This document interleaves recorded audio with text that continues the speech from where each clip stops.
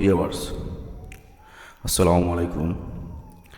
আজকে আমি এমন একটি মানুষের সাথে আপনাদের পরিচয় করে দিব যাকে ইতিমধ্যে আপনারা সবাই চিনেন।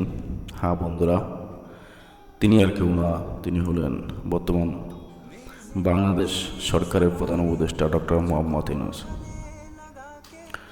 আমরা তার বর্তমান এবং ভবিষ্যৎ এবং তার নোবেল বিজয়ী কত সালে সব কিছু এই ভিডিওর মাধ্যমে তুলে ধরার চেষ্টা করব।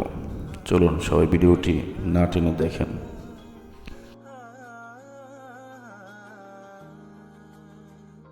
ডক্টর মোহাম্মদ ইউনূসের জন্ম 1940 সালের 28শে জুন চট্টগ্রামের হাটহাজারী বদুয়া গ্রামের এক মুসলিম পরিবারে জন্মগ্রহণ করেন। তার পিতা হাজিদুল মিয়া সওদাগর এবং তার মাতা সুফিয়া খাতুন। 9 ভাই বোনের মধ্যে তিনি তৃতীয়।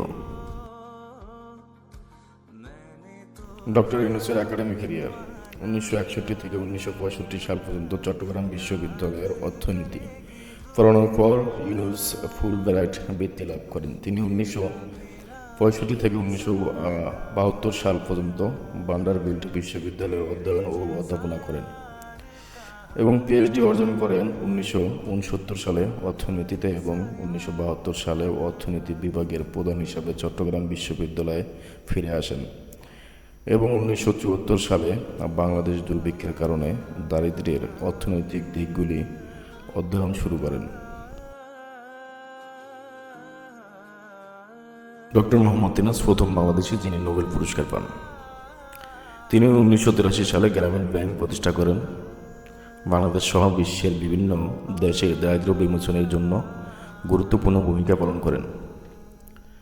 2006 সালে তিনি এবং তার প্রতিষ্ঠান গ্রামীণ ব্যাংক যৌথভাবে নোবেল শান্তি পুরস্কার বিজয় লাভ করেন।